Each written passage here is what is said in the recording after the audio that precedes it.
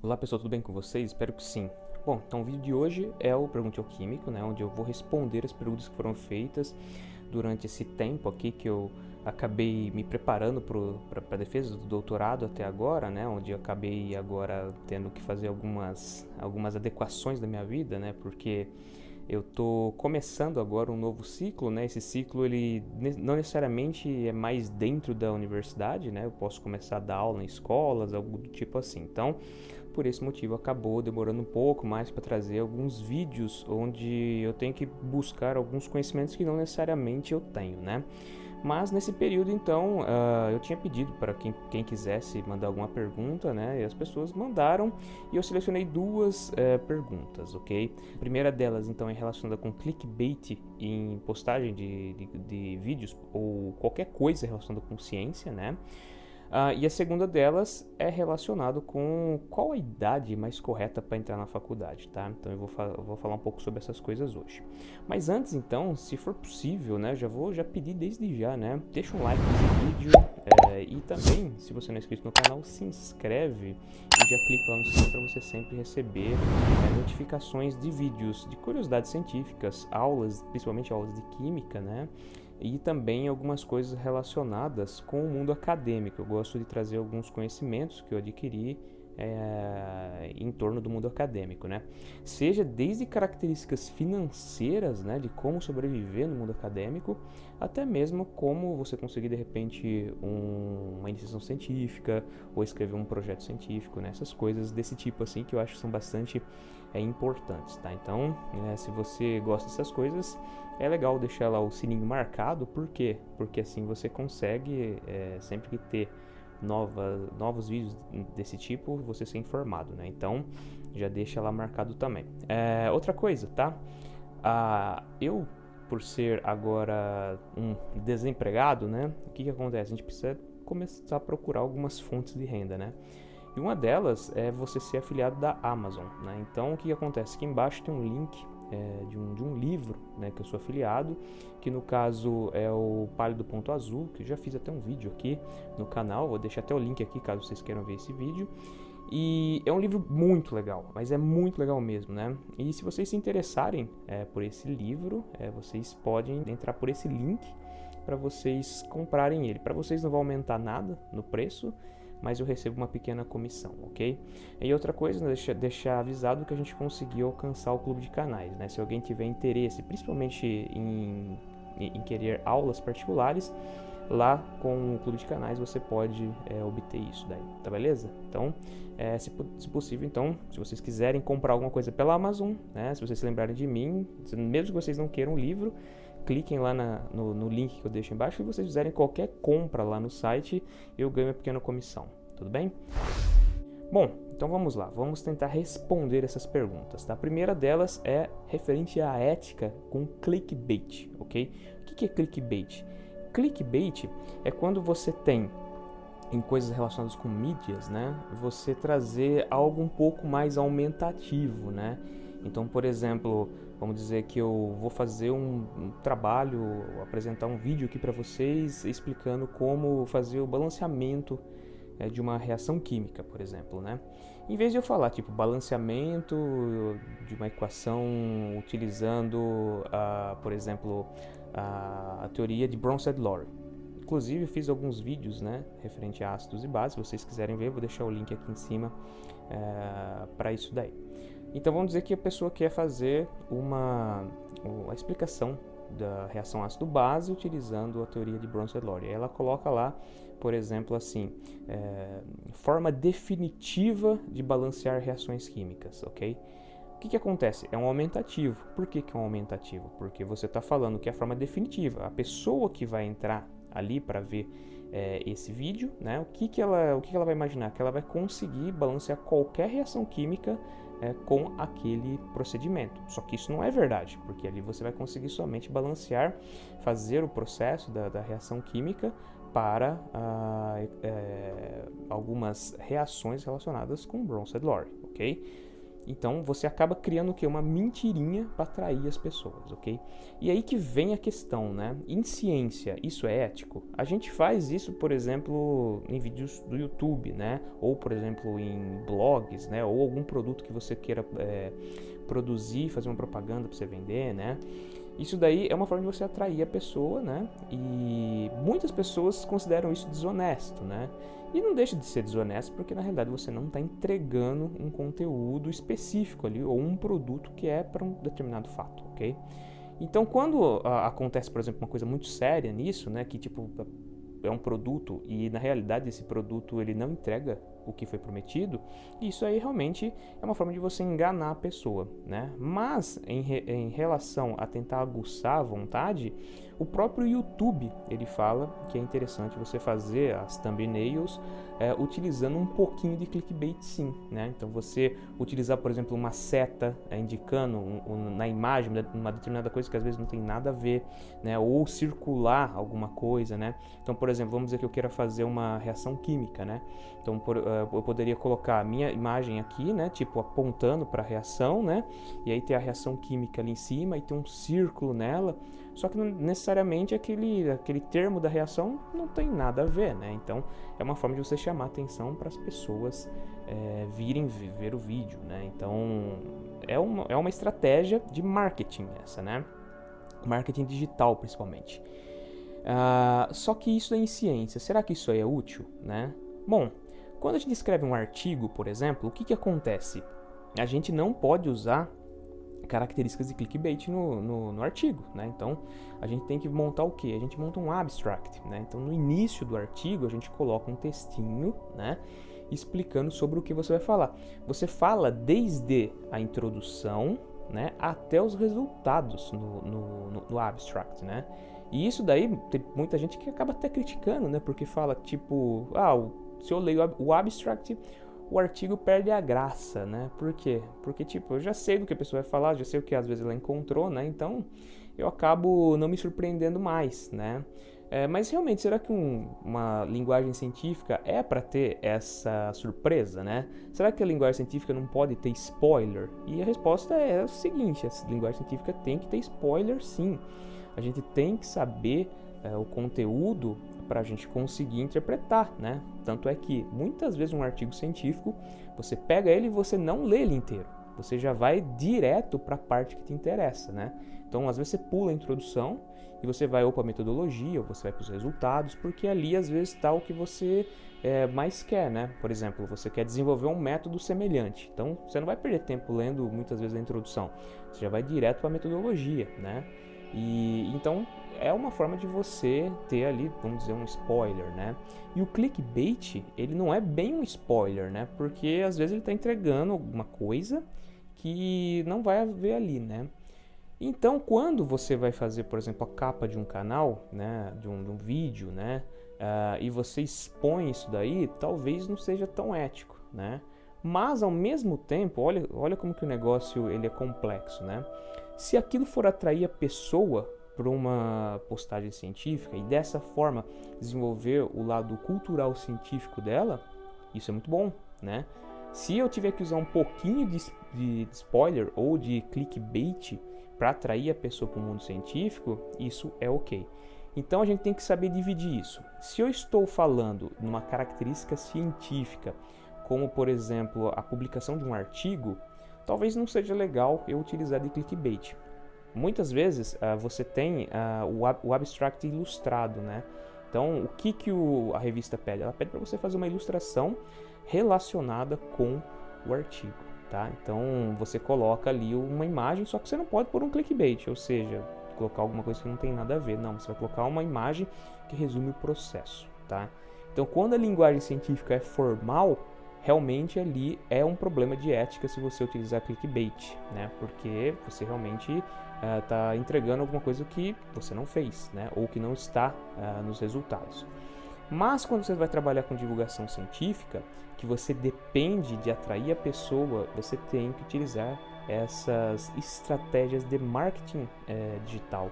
e uma delas é você fazer com que a pessoa tenha vontade de vir ver o vídeo, né? Um exemplo aqui no canal. Eu tento fazer, por exemplo, capas muito coloridas. Eu estava falando sobre ácidos esses dias, né? Então falando sobre ácidos de Bronzed Lore e ácido de Lewis, né? E tipo, eu poderia somente botar uma capa branca e escrever ácidos de Bronzed Lore, ácidos e bases de Lewis, né? Mas talvez ficaria uma coisa não tão chamativa, né? Então quando eu coloco uma imagem por trás e que seja muito colorida, aquilo ali pode criar na pessoa a vontade de querer ver, porque ela vai pensar o seguinte: onde será que tem essa imagem colorida? Será que aquilo ali são moléculas, né? Será que aquilo ali é a cor do ácido da base, né? Então a pessoa ela acaba vindo com mais interesse para o vídeo, né? Então isso daí é algo bom para divulgação científica. Então você utilizar um pouquinho de clickbait para você fazer o desenvolvimento de uma divulgação científica é ok. Utilizar clickbait na produção de um artigo, de uma tese, de um trabalho, né? Aí já não é, né? Por quê? Porque ali você tem uma coisinha que não está relacionada com a pesquisa, beleza? Então a gente tem que sempre ponderar muito bem isso em relação ao público que você está atingindo. Se o público é mais formal, então você não usa clickbait. Se o público é mais informal, ou o público geral, aí você pode usar com uma dose bem controlada, beleza? A segunda pergunta foi relacionada com idade para entrar na faculdade, né?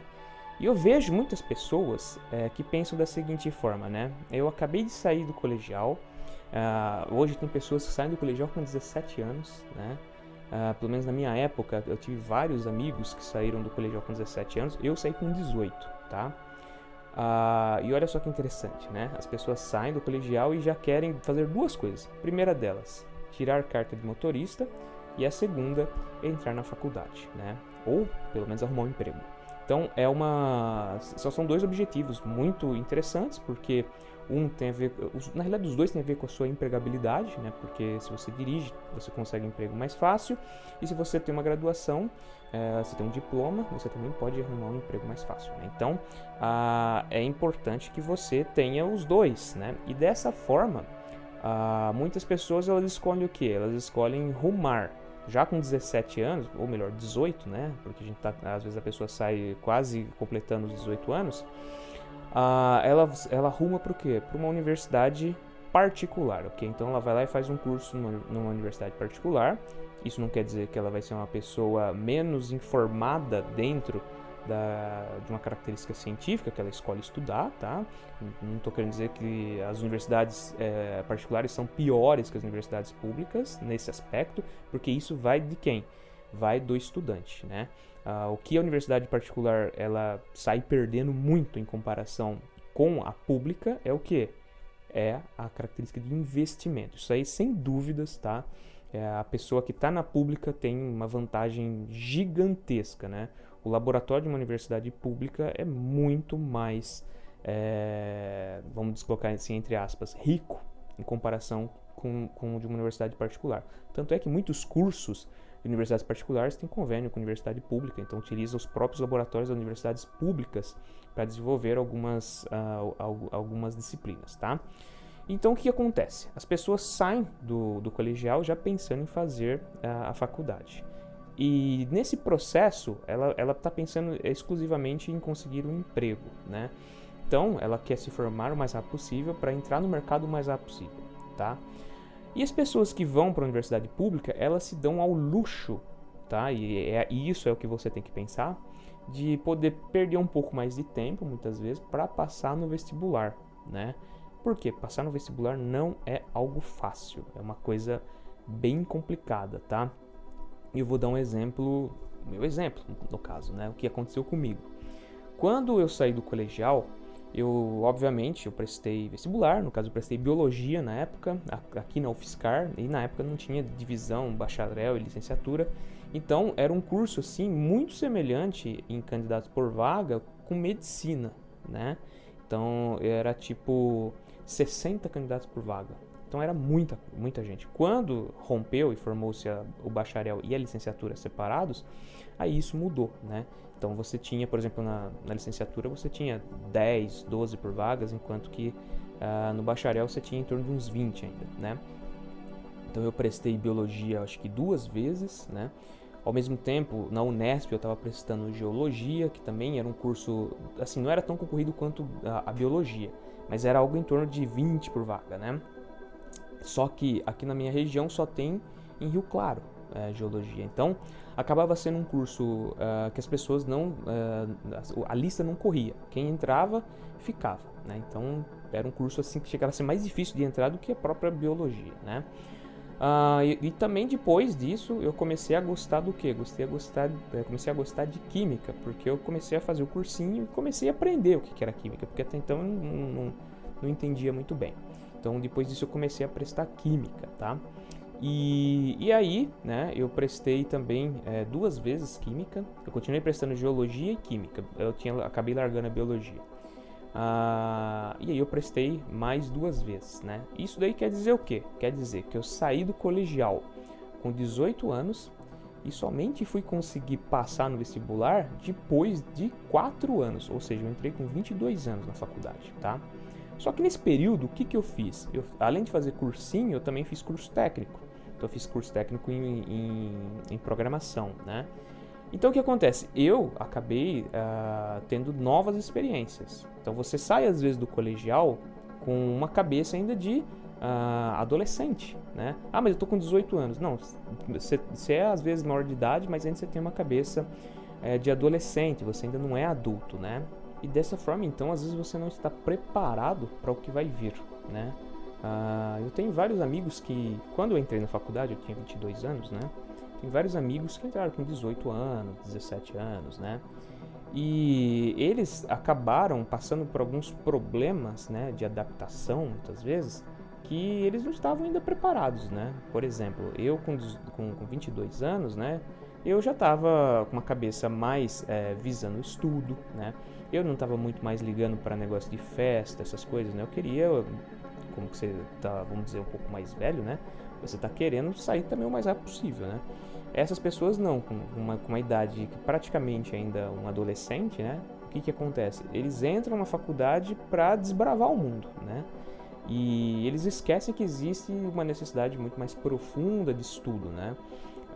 Na minha primeira semana de graduação eu já tinha que fazer um relatório, tá? E um relatório não é algo simples de fazer, né? Mas como eu tive algumas outras experiências dentro da programação, né, do curso técnico de programação, então dessa forma aí eu consegui acabar tendo esse diferencial, né? Então eu posso dizer o seguinte, que não necessariamente entrar muito novo na faculdade, com seus 18 anos, por exemplo, é algo que agrega muito, você somente vai ganhar tempo, né? E assim, o que vai agregar mesmo, que vai ser muito bom, é se você quer carreira acadêmica, nesse caso, tá? Se você quer seguir carreira acadêmica, isso é interessante, porque você vai fazer um mestrado muito mais jovem, você vai fazer um doutorado muito mais jovem, às vezes você engata, depois da graduação, um doutorado direto, né? O que faz então que você ganhe muito tempo nisso, né? Então, às vezes você vai sair do doutorado direto com 26 anos, por exemplo, né? Então você pode prestar uma prova para professor e entrar na faculdade como professor, sei lá, com 30 anos, né? Isso daí é uma coisa muito interessante, né? Você entrar muito jovem assim, né? Mas ao mesmo tempo você acaba tendo que crescer muito rápido, né? E isso não acontece, tá? Isso não acontece. Você vai acabar perdendo certas evoluções que você pode ter pelo simples fato de você ter entrado muito rápido na faculdade. Agora, quando você demora um pouquinho mais, você acaba moldando sua cabeça, tá? Existe uma pesquisa de psicologia, de psiquiatria, que diz o seguinte, que a sua personalidade ela vai se fundamentar com 25 anos, tá? Eles dão um exemplo de estilos musicais. Você somente vai consolidar um estilo musical, o seu gosto musical, basicamente, com 25 anos, né? É um momento que você faz escolhas na sua vida, são 25 anos. Então, o que acontece muitas vezes é o seguinte, às vezes a pessoa entra com 18 anos e faz um curso, né? Se o curso tem 4 ou 5 anos, ela está saindo lá com 23 anos, né? Ainda ela não consolidou as coisas que ela mais gosta, né?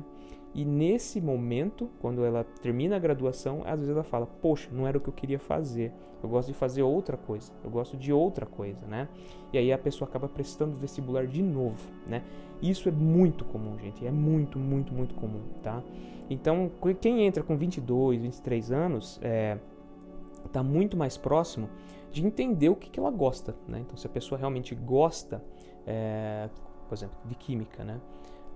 Ela tem mais, ela é mais, o tempo dela é mais rápido para ela decidir se gosta ou não. Então, ela pode largar o curso e reiniciar o processo, né? Agora, imagina, a pessoa faz uma graduação inteira, se forma e quando está lá com seus 23, 24 anos percebe, poxa, não era isso que eu queria, vou ter que fazer uma graduação de novo, tá? Então você acaba muitas vezes perdendo tempo nisso e você acaba jogando fora aquele diploma, né? Por quê? Porque você vai fazer um outro curso, né? Então, é basicamente isso que eu quero dizer. Tanto que no meu curso de licenciatura em Química, eu com 22 anos de idade não era o mais velho, eu era um dos mais novos da turma, inclusive, né? Por quê? Porque eu tinha amigos lá de 40 anos, amigos de 30 anos, né? Amigos que tinham mais ou menos a minha faixa etária e também amigos muito mais novos, né? Que tinham acabado de entrar na graduação com 18 anos, né?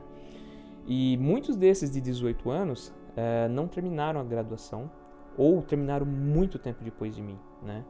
E isso que é interessante. Então, você entrar com 22, 23 anos não é algo ruim, né? É algo relativamente bom, porque você entra muito mais próximo de você fazer a consolidação da sua personalidade e definir as coisas que você quer fazer na vida, né? Com 17, 18 anos você não tem essa consolidação.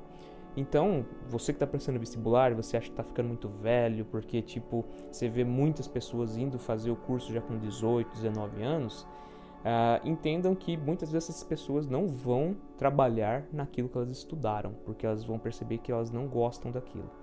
Então, com 22, 23 anos é muito mais fácil você já ter determinado os seus gostos e dessa forma, então, você prestar realmente o curso que é feito para você, né? E mais uma coisa, não se apeguem a curso, tá, gente? Não se apeguem a curso. Por exemplo, eu preciso entrar em medicina, tá? Eu preciso entrar em psicologia. Antes de vocês pensarem no curso, pensem na área. Então, por exemplo, eu quero entrar no curso de medicina porque eu gosto da área de saúde. Então, pensem na área de saúde. Eu quero entrar no curso de psicologia porque eu gosto da área de humanas.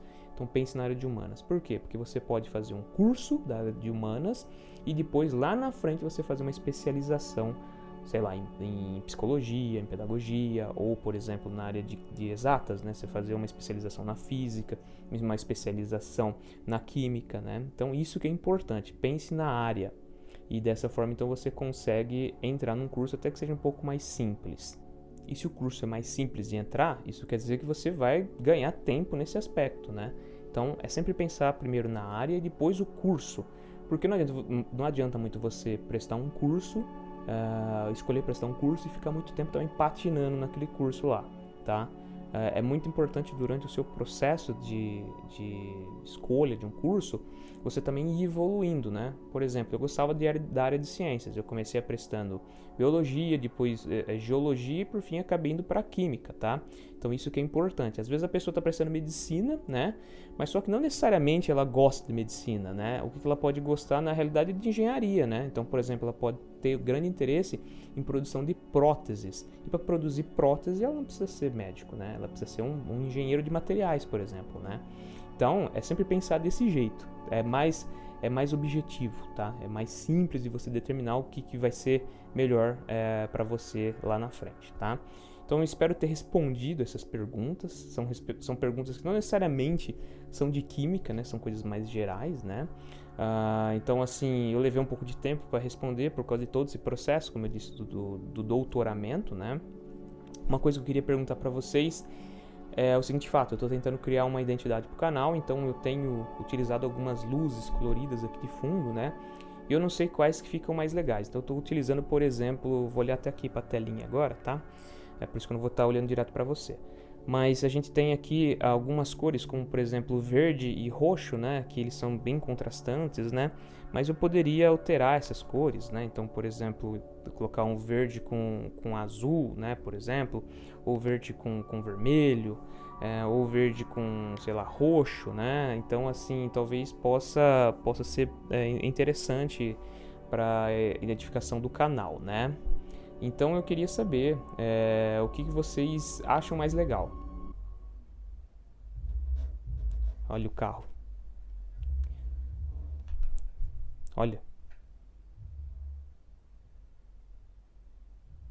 São 2 da manhã e o cara passa aqui com um carro tão alto que vibra as janelas. É inacreditável, né? O respeito das pessoas, né? E às vezes você vai ver pessoa que tem até graduação, né? Mas então, voltando às cores aqui do canal, né? Eu tenho aqui, por exemplo, a possibilidade de mudar a cor central também, né? E depois aí de ir fazendo essas combinações de cores, né? Então, por isso que eu estava utilizando, por exemplo, alguns efeitos que vão mudando com o passar do vídeo, né? As cores. Então, não sei o que vocês acham, né? Se vocês preferem que fica, por exemplo, mudando a cor assim, nesse efeito estroboscópico, ou se vocês acham que fica melhor, por exemplo, eu travar numa cor só, né? Então deixa ideias aí, né? Que a gente pode, assim, dessa forma, ir construindo o canal para ele ficar de uma forma mais agradável para todo mundo, né?